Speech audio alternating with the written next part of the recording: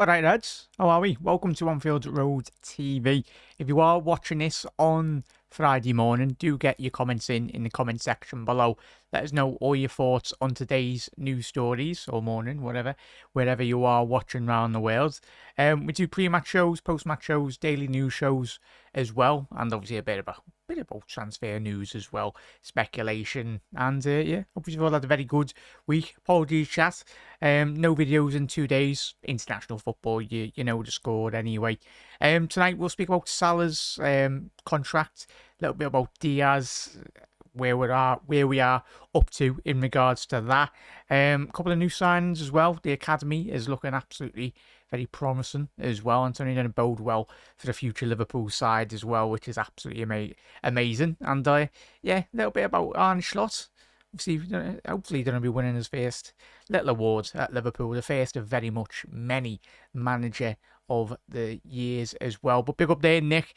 Big up there, Lee, as well, chat. Maybe 1 second there, chat. I'm just going to zoom in. Yeah, don't know I can see. There we go.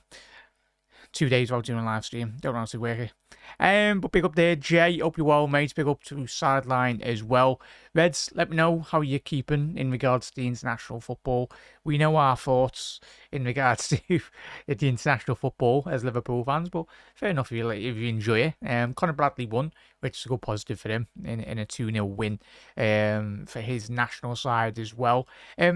Firstly, we got straight into the little bit of news that was circulating yesterday. I think everyone was panic-stricken in regards to seeing Alexis McAllister not in obviously the warm-up picks and everything, but last night obviously was in the picks and looks like he'd be alright. They're not risking him, which is the main thing. Well done to obviously the Argentinian manager. It's great when you've got international managers. Don't get me wrong, we'll get to Ronald Koeman very soon, won't we? I just don't know what it is with Dutch managers. They just have it in already for just salty in regards to obviously asking about Arne Slot and how well he's doing. But you know what it is. Dutch managers and red Christmas trees as well, especially on Merseyside. But in terms of the Alexis McAllister, obviously we had the training pics of obviously Argentina with the South American pre-match build-up. Obviously Chile, I think they might be playing now, or if you're watching it, they might have already played their game against Chile. So fingers crossed. Alexis gets a little run out, but not really, doesn't get put to the forefront anyway. Obviously, he's one of the first names on the team sheet in regards to that successful Argentinian side anyway. But in terms of obviously Scalini's comments in regards to obviously Alexis over the last 24 hours, obviously we've seen the training pics today, 8 hours ago, and it's looking positive. No panic really. But in terms of his comments, he went on to add, Alexis did not train because of an overload. A discomfort, said the Argentinian manager. It always happens to us. They come out to make a report, and then we'll wait to see today how it responds. And off the back of those comments, Alexis is in those training picks now with Argentina, and it's absolutely fantastic because not just for Liverpool, we know how important he is and will be for Liverpool's campaign this season, but in regards to Argentina, it's been absolutely exceptional. In regards, obviously, I don't think he started the first game in the World Cup in Qatar. It was 2 years ago now, yeah, it's probably 2 years ago. So yeah, it's looking quite positive. Apologies there, chat. Bear with me 1 second. So that was his comments in regards to that. Just let me know. Close that down. Don't know why that's lagging. Chat, let me know if that's lagging. Apologies, that shouldn't be lagging, but let us know. Alright, close that. Bear with me. But yeah, in terms of that, we'll carry on the show. As long as you can hear me, that's the main thing really, chat. So I do apologise if it is lagging. I'll watch it on the playback anyway, and hopefully it shouldn't be lagging, but let us know in the comments now as well. Pick up there, John. Pick up there, Sport and Bengal. Yeah, of course. Luke, get to bed, lads. You didn't work tomorrow. Yeah. But yeah, hope you're well, Luke. Hope your dad is okay, mate, and looking after yourself. Thinking of you, lads, and obviously soldiering on through it. And yeah, we're all here for your dad, lads. And yeah. Hopefully everything's going well, mate. And thank you for tuning in, mate, most importantly. yeah, so chat, Alexis McAllister, that's out of the way. As I said, not going to be a long show tonight, chat. It's only going to be a 15-20 minute show. In regards to that, as we said, Conor Bradley, in regards to his obviously his fairings this evening in terms of the international stage, getting a very good win for Northern Ireland in a 2-0 win over Luxembourg this evening. So they've started their Nations League well. Happy. It's good to see Connor really get a run out in regards to, obviously, he's been coming on over the last 2 games in the last 20-minute spells, obviously replacing Trent, but it's always good to get minutes in the tank and keep the, obviously, Connor and obviously Endo as well scoring in a 7-0 win. Chat, he got a goal as well tonight, so Liverpool's not forgotten, man. He's been one of the biggest supporters of this Liverpool team in terms of, he's not been playing a lot of minutes, as we know, but obviously captain of Japan, but he's the overall professional. Obviously, they beat China 7-0 this afternoon. I think that was at 12 o'clock this afternoon as well. So a big win for Endo. Alexis is back. In terms of, obviously, manager of the month, potentially as well, Arne Slot is up alongside the Brighton manager and obviously Pep Guardiola as well. And I think it was Arteta. But Reds, he fully does deserve the manager's award, doesn't he? I think obviously Brighton, as we said already this week in the show with Kev, Brighton have started really well, but I think if you analyse Liverpool's fixtures with Arne Slot in the management seat, going away to Old Trafford, regardless of how well or bad they are playing as a football club, or it's still Manchester United. It's always going to be a difficult fixture, not just because it's our biggest rivalry, but obviously considering the stature of the club as well and other teams. I know I've got favourable results at Old Trafford. It used to be the one of the most difficult grounds to go and get 3 points, but it's easy pickings, especially since Fergie's left anyway. But yeah, it's still the biggest 3 points for Liverpool in regards. Yeah, well, all good there, sadly. Nice one there. Big up there, Paul. Hope you're well, mate. So yeah, obviously, just quickly, and obviously the Holland team, obviously Gravenberch in the national side now, which is all well and good and positive, really, in regards to obviously our 3 main lads, the Dutch contingent in Liverpool's side, Cody Gakpo, Ryan Gravenberch, and obviously Virgil van Dijk as well in the setup for the Holland national side. And I think, I know majority of us don't really watch international football, but when you analyse in terms of how much it means to our lads anyway, the main thing is they don't get injured. But if you can put in some very good displays and to continue that momentum and take that rhythm back into obviously the Forest game, that's still another week away anyway. Yeah, a week and a day away anyway, so we're getting there slowly but surely. Another week. It's mad when everyone just says, when's the footy back on? It's like the international break. So that's it. That's what it's all about, obviously. So, chat, if you haven't voted for Arne, get your votes in for him. And hopefully he just smashes it this evening as well. And yeah, let's get to all your comments as well. I don't think I'd warm to Arne Slot as easily. Paul, yeah, it's amazing, mate. It's obviously there will be bumps along the road, and that's what us, the sensible fans as well, like all of us, we know there will be draws, losses. We are riding on the crest of a wave anyway, a good big momentum, and that's what Arne Slot will be telling his team as well over the next couple of weeks. Keep believing in their football and principles that Arne has brought in already to the football club, and yeah, and obviously if you make mistakes in any job, it's not intentional in terms of Liverpool players as well, but that's where the biggest learning curve does turn up, really, when you do manage from your mistakes, and that's where you become, as the club as well and the team, a lot more collective, and obviously be a lot more difficult to beat in the weeks to come as well. One game at a time, but sometimes it's difficult to not get carried away considering the stellar football we are playing as well. And chat, how many times have you watched the Liverpool rondos of Old Trafford anyway? Yeah, it's mad. I'm pretty sure you've all seen Ten Hag inners at Manchester United.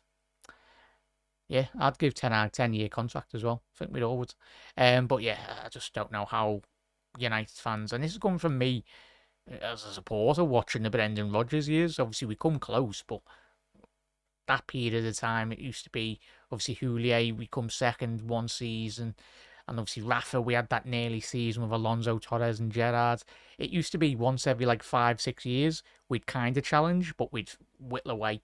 But obviously with Jurgen winning the league as well, and then being consistent, and then that notion as well, when you've got rival fans saying, oh, Jurgen Klopp underachieved. Oh, did he? Where was your football club, or where was your manager? Where was your fan base as well? Like, because if it wasn't for Liverpool in the Jurgen Klopp era, it would have been more or less the Bundesliga second division in terms of obviously Bayern Munich winning the 10-peat anyway. So, yeah, it's just magic. Like, yeah, Liverpool were successful mainly because we literally played against one of the best footballing managers that we've ever seen in terms of Pep Guardiola. I know everyone goes, oh, they cheat or they spend a load of money, like we've seen with Chelsea, like we've seen at Manchester United and other football clubs. Paris Saint-Germain as well, still haven't won the Champions League. Like that, Diaz, Paris Saint-Germain, when they had Messi, Neymar and Mbappe.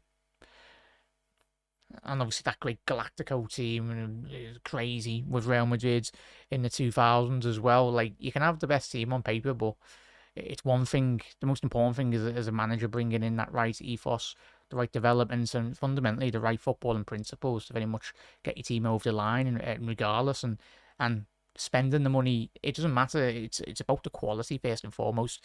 The players coming into your football club, you can spend 50, 70, 80, 100 million on players, but fundamentally if they're not good enough to improve your squad, then you can do what Chelsea are doing, they're spending loads. United have spent loads post Fergie era as well, and they're just trying to throw a load of money at it and just fix your problems. That's not how football works.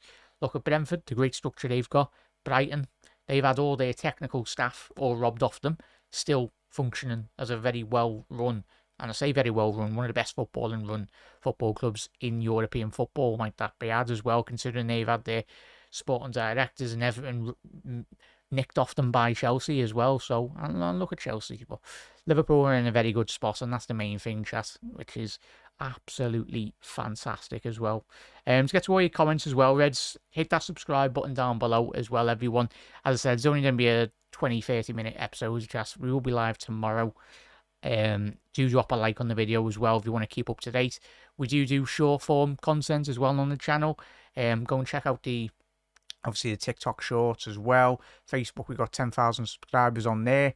Should really push the Facebook a bit more, but nice one if anyone's followers on there as well. And obviously when the international footy's on as well, chat, not just for this week, but in terms of the future shows as well, if you just tune in, discovering the channel, there will be a lot more short form content as well, considering when there's days where there's not a lot of news. So yeah, follow us on the YouTube shorts as well. Put your notification bell on so you always do get notified. Let's get to everyone's comments as well. Make sure I haven't missed anyone's. Big up the successful international break. Fingers crossed, Lee. We got another week to go, lad. Don't count your chickens too soon, mate. Big up there, Paul. And big up Anfield Rods. Big up, mate. Hope you're well, mate. And yeah, I will be doing a couple of collaborations this season, hopefully, when I get my act together, when I've actually done a schedule and proper planned it as well, Rod. So definitely send an invite to you, mate, or any other Liverpool content creators, or even football content creators for the matter as well. We'll check out, get some content out there as well. Big up the Yufraj, Makistan. Yeah, he is Yufraj. Obviously, for anyone that has got social media over the last 24 hours, we know how mad the world of social media, and especially Liverpool's training videos as well that we've had over the last couple of years. If Alisson's not in it, or Virgil van Dijk, I think a lot of us, not me, because obviously I've studied media and everything, like, you do have contracts days where they spend like whole days doing like photo shoots and media and press releases and everything for that matter as well. So yeah, just because they're not in training pics, sometimes it might be injuries, of course it will. But obviously some days you do have allocated whole days to just keeping away from the squad and doing like obviously Champions League press conferences and all that malarkey as well, because everyone goes, oh, footballers get handsomely paid as well. But yeah, they've still got a lot of work to do in terms of the commercial side as well. They'll do commercials, they'll do photo shoots, they'll do absolutely everything. And even the smallest and minimal like promotional videos, like even Google Pixel videos as well. Like, there's so much partnership, but that's where the that's where the contract's getting paid for Salah and other lads, hopefully. But yeah, quickly on chat, did you see the new? I know it's off topic really, but how how disconnected at Aston Villa Football Club to their fans might that be, ad chat? And Liverpool, if anyone's going to League Cup game the West Ham game that's being announced, is it FA Cup or the League Cup, whatever it is, that the ticket prices have gone up. I think it was like by 20 quid. But chat, if you go in the game, hope you enjoy it anyway. But there has been a sizable increase, but it's expected as well, obviously, with inflation and everything's gone up anyway. But yeah, that was always used to be a game that when I used to go with my dad or whatnot, or people that don't always get the opportunity to go to the league games or Champions League games, it gives people an opportunity that have never been in a game to get to go to the game. And adds, like, even if it was like 10, 15,000, if anyone from the club's watching, just do general release. And that means not just general release for the local sales as well, but for memberships around the world. So people in Seattle or New York and Turkey or wherever anyone the Liverpool supporters are, they always have an opportunity. And obviously but it's the world of football. Like, is it Villa charging 80, 90 odd quid per ticket for the Champions League game? Well, we all know the direction football has been going in since obviously the early 2000s. Well, since 1992, 3, when obviously television companies took over, and it was always going to go with that upward trajectory. Really, obviously, the more money that did come in, that just wasn't combined with the sport and television rights as well. They played a massive role, of course they did, but in terms of just general sponsorships of everything, really now. Like the maddest thing, I know a lot of you don't watch American sports, but there's like the NASCAR and like you've got like a million sponsorships, but that's what gets the sponsors in, and obviously the NFL and basketball and all that stuff. But enough of that. So it's all about Liverpool. But in terms of, let's quickly get to all your comments as well, Reds. Make sure I haven't missed anyone's. Behave. Big up there, lad. I think that's Callum. I'm guessing that is Callum. Hope you're well, lad. Really hope, they'll probably be staying. And that was obviously the main talking point for tonight's show, everyone. You're probably clicking on the video going, oh, Salah's contract. I'm not going to sit here and say I know a lot. No, I don't know nothing, really. I'm just gauging from the speculation on all social media platforms over the last couple of days as well. The only people that know are Salah himself, Salah's agent, and the individual club representatives in terms of negotiating those contracts for the football club. If we could give him a lifetime contract, do it. Like, give him a 5-year deal. I'm not really bothered. And people might go, oh, 5-year? Mate, have you seen the physical fitness he is in? He's similar to Ronaldo in terms of physique. The modern day footballers. My man James Milner is playing at, the age of 38, 30, whatever age he is. Yeah, he's lost about half of his pace, but he's still there technically. And he's obviously got players around him that can do the legwork. But James Milner's not playing the whole 38-game calendar season, is he? But yeah, Salah, he's a machine. And he will be wanting to beat, potentially, Shearer's record.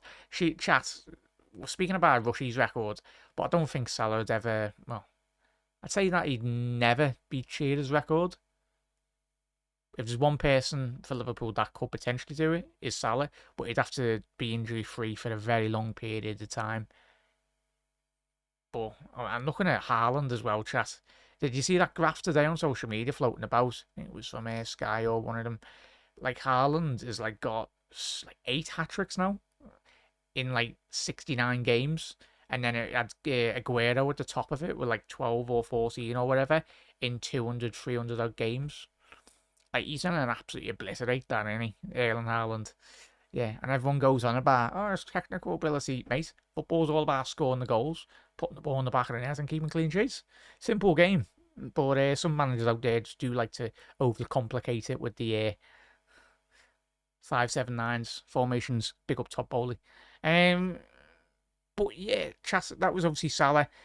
He will be, by all accounts, Fabrizio Romano yesterday come out on his social media saying everything that is indicating from his understanding is it's looking promising for Liverpool and Salah, which is all well and good. I think we spoke about this a couple of months ago, didn't we, chat, when me and Kevin, when we all spoke to you as well.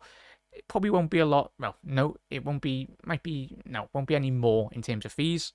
But it's all about incentives, bonuses. You know how they work, chat. Incentives, bonuses, a bit more commercial right deal as well, possibly. A bit more of a percentage on his commercial rights, which will be obviously managed by his agent, but in terms of the club's use of the images as well. So it's all about bumping them percentages up. Um, Outside point of view, you go, oh yeah, that won't mean a lot, but it will in the grand scheme of things, considering the commercial reach from Liverpool, and certainly Mohamed Salah from a commercial reach as well. He's a global superstar, and he is. He's an absolute legend, and we're very blessed to have him at Liverpool. In terms of the Diaz, I think there was a lot of speculation over the last week as well. I think it was, what day are we on now? I think it was on Monday or Tuesday. There was a lot of speculation on social media that he was meant to be getting prioritised for a contract, but it's who you believe or whatnot. We'll find out when it's fully announced on Liverpool's website. On Black Sound, happy days. Chat, I've seen some of his wages like that were getting branded around. There's no way. Is Diaz seriously on like 50 grand a week? That's mad. But I suppose for the average Joe, all of us, 50 grand a week's like multi-billion. Like, we can't fathom that like amount of money. But in footballing terms, it's just mad. Like, I think there's probably certainly some on the championship players that get a bit more. I don't know. But yeah, so there was reports of Diaz potentially getting a contract, and then we had the day after, 24 hours after those stories, saying Liverpool not prioritising a deal from other journalists out there as well. So yeah, I think in terms of protecting your assets, the main lads are of course Salah, Trent and Virgil van Dijk. And as we said on the post-match video chat, Trent's comments, he was loving it. He was absolutely loving it. He's a Scouser, born and bred. He literally grew up like 2 minutes away from obviously Melwood as well. So looking over the on top of the wheelie bins as well, as he says on many of the interviews, watching the likes of Gerrard and, well, all the legendary Liverpool players at that time as well. So yeah, big up there. Lifetime contract for Salah. Big up there, Manuel. Long time no see, mate. Good to see you in the comments. Hope you're keeping well, mate. Good friends. As Manuel said, lifetime contract for Salah. Yes, please. He deserves it. Just retire at Ed. You know, it makes sense, Mo. Yeah, it's amazing, though, Manuel, isn't it, mate? And chat, we are blessed. We have, for people that have grew up in the Kenny Dalglish and the Keegan era and Barnsley, he's our modern day Liverpool legend anyway. Obviously, Steven Gerrard, what a player he was. Gerrard, Salah is certainly up there. As Kev alluded to this week, I think obviously Salah was saying in that famous interview done with Gerrard, was like 2 years ago, saying he was like, I'm up there, but I'm just behind you. But there's a long way to go. I think the main thing for us is, if we want to be greedy, get at least 2 more free league titles. I think Salah can do that. There's no doubting, but it's for those absolute sausages that are the rival fans anyway that go, yeah, but he's no better than Hazard. I'm like, mate, Hazard, massively overrated, I'm sorry. Salah is different gravy, mate. What a player. Like, in terms of he gets into the starting 11 for Premier League's all-time team. I'm sorry, he does. Down that right hand. No. Depends if you're playing a 4-3-3. Do you put Beckham in? Oh, yeah, don't put Beckham in midfield. Oh, that's difficult, chat. Salah or Beckham, or do you put both of them in the same team and play one off the other flank?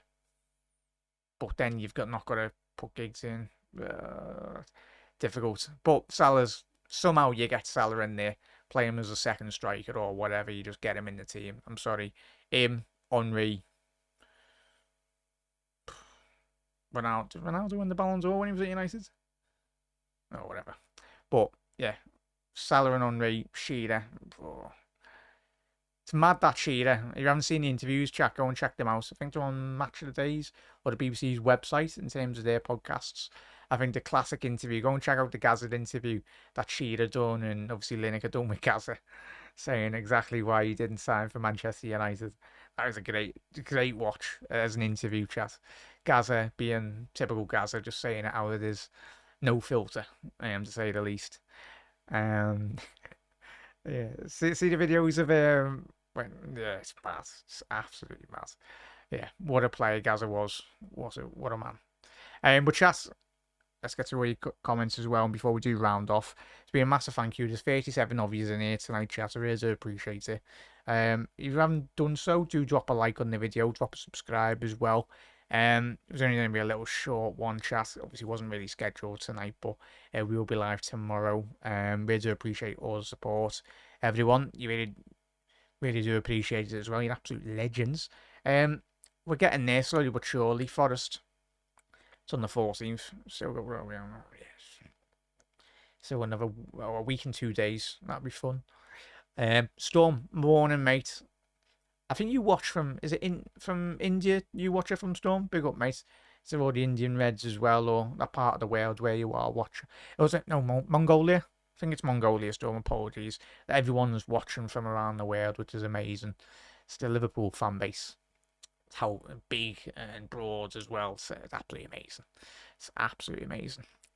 But in terms of Lee has said, double Diaz's wages and still not less than Grav. Yeah, it's amazing. And that's where you've got to appreciate the good negotiating for Liverpool as well. In terms of we've seen an opportunity, obviously the fundamental qualities.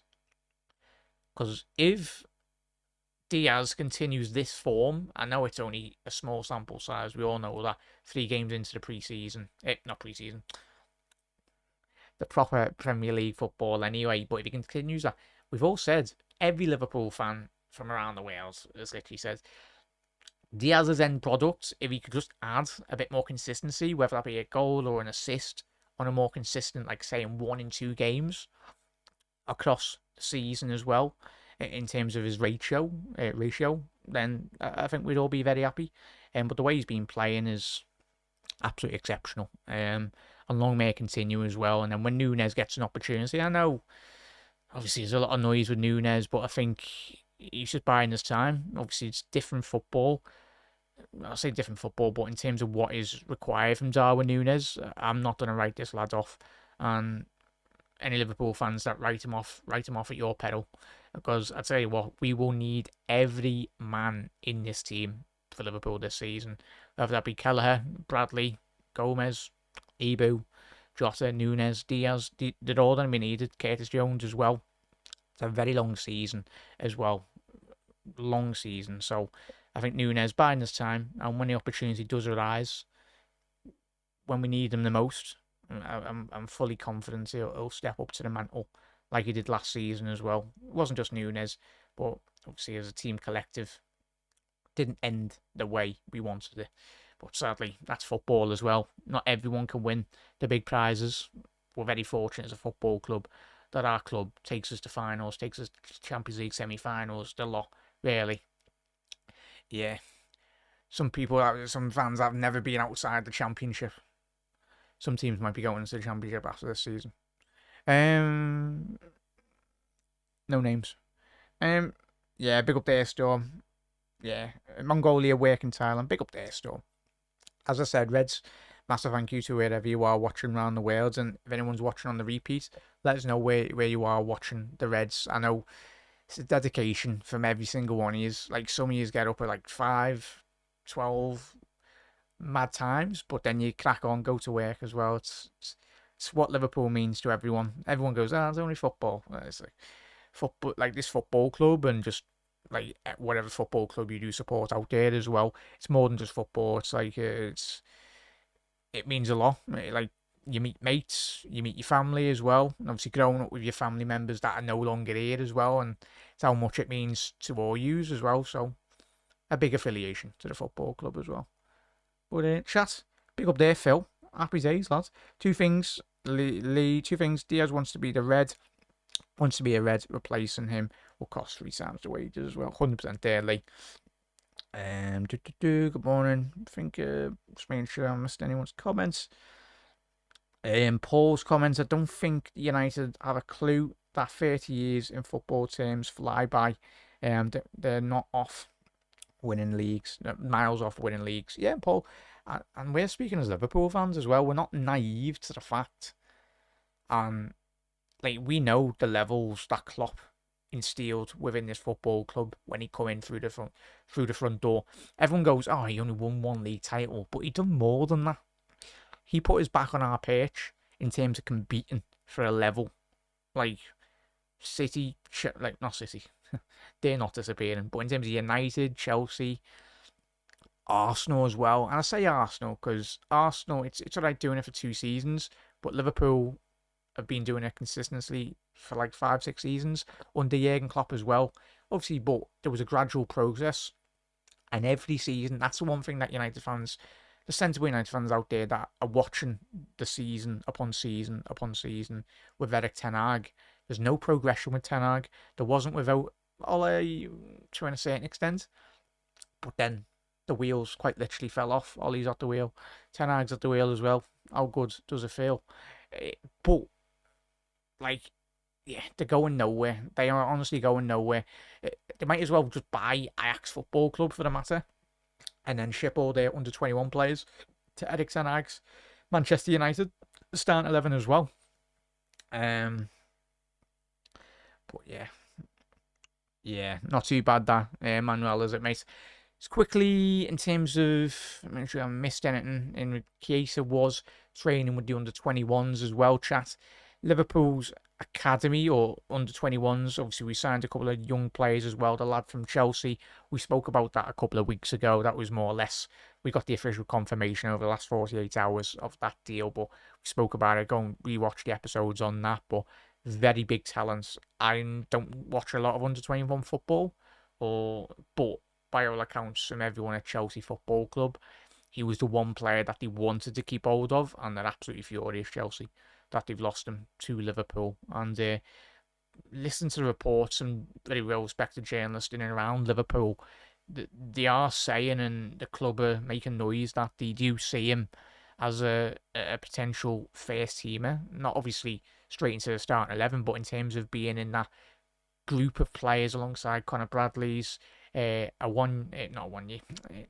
other lad that we signed from Leicester as well, and the good core of youngsters coming through at Liverpool. And it's only going to be promising, because even if this lad does really well and he gets to January and he's ahead of his developments, then Liverpool can potentially look to loan him out to a high-tier championship side, or even better if he's literally playing at that level.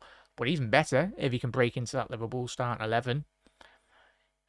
Look at Owen. Like, Owen was an absolute joke. Like, I'm not putting that pressure on the young lads, but it doesn't matter. You look at Messi breaking through, every top player, Gerrard, when he broke through, Carragher, well, Carragher's not on quite Gerrard's level, but Carragher, just, if you're willing to put the hard work in, the graft as well, and you're at a football club now, it's not like Chelsea where they sign about 100 youth players that don't even get anywhere near the starting 11 as well, so it's going to be one of them.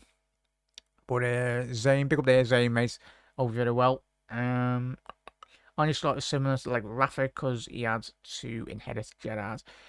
Yeah, well, the core of that Zayn, that core obviously won the Champions League as well, obviously off the back of Houlier's team. What a man Houllier was as well, Chas. He wasn't just, in terms of when you manage a club like Liverpool and even to an extent like Manchester United as well and Real Madrid's team, like big high profile teams, you'd expect it to come in and manage yourself extremely well. Obviously, fundamentally, you've got to get results on the pitch, but for what he done, Houllier, obviously everyone speaks about Arsene Wenger in terms of the sports science and nutritionists and everything that, obviously, but Houllier brought in quite strict regimes or certain regimes that Liverpool have never been accustomed to. Go and check out, there's some great documentaries on Liverpool's YouTube or LFC TV as well, in terms of listening to ex-players and obviously how tough he was, but that was the way football was going in the early 90s, going into the 2000s as well. It was like getting those players, the old guard, really accustomed to not having bevies, not smoking as well. Obviously, football players do smoke out there as well, but it's very, very rare that they do. But there is some footballers out there that do that, but probably don't tell the sports science guys because they will not be happy. But yeah, it's what a man, Houllier. Yeah, look at that, 70 plus. Yeah, Jaden Dans as well, though. Callum, Jaden Dans, one to keep an eye on. Obviously, he did get injured this season, at the beginning of the season, which is disappointing. But Reds, massive thank you for everyone that has tuned in. Hopefully, it hasn't been lagging in terms of the connection out. Well, sadly, say sadly, I'll rewatch the video back and I do apologise at the beginning of the episode if it was lagging. Shouldn't have been anyway. But Reds will be live tomorrow. Not too sure on the time anyway. But we'll get a video, probably aim for about 6 p.m. if we possibly can. Then in news relation breaks, we'll be here as quick as we possibly can. Make sure you do head over, subscribe to everyone else's YouTube channels as well. Everyone's been smashing it. I think Connor's live tomorrow. And yeah, Reds, have a lovely, nearly the weekend, Friday tomorrow. Have a good day, whatever you're doing, if you're going to work or whatnot. Look after yourselves, and massive thank you, most importantly, for all tuning in, Reds, or rival fans if you're just chilling and watching the video as well. Very much appreciated. Big up there, 4K. Yeah, he's not too bad. Not too bad, mate. He's doing really well for Japan. Yeah, I tell you what, Chas, I know I did watch a lot of the Qatar World Cup. Japan, massively underrated football club, international club anyway, for that matter. I think it's the Japanese Japan forward, is it Ito? I think is it Ito? I think he was playing the Bundesliga, or I think he moved to, was it Lille or a side in I think he might have gone to Marseille. But the lad's Ito for Japan. What a player! What a player!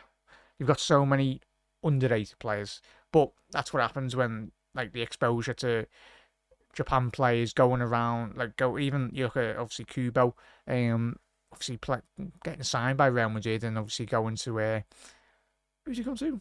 Real Sociedad. There we go. How could I forget? Zupermendi's Mountain Football Club FC. But Reds, see you tomorrow. Yeah, 8 days, as Callum said. International football is well and truly over. Well, not over. Probably have a silly break about 2 weeks into it anyway. But Reds, massive thank you. Look after yourself. I'll make sure to bookmark all the talking points that we discussed tonight as well. So you want to skip that if you are watching on the post live.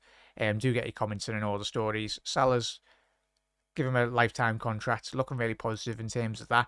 McAllister starting for Argentina tonight as well. So anyone's just tuning in going, McAllister, no.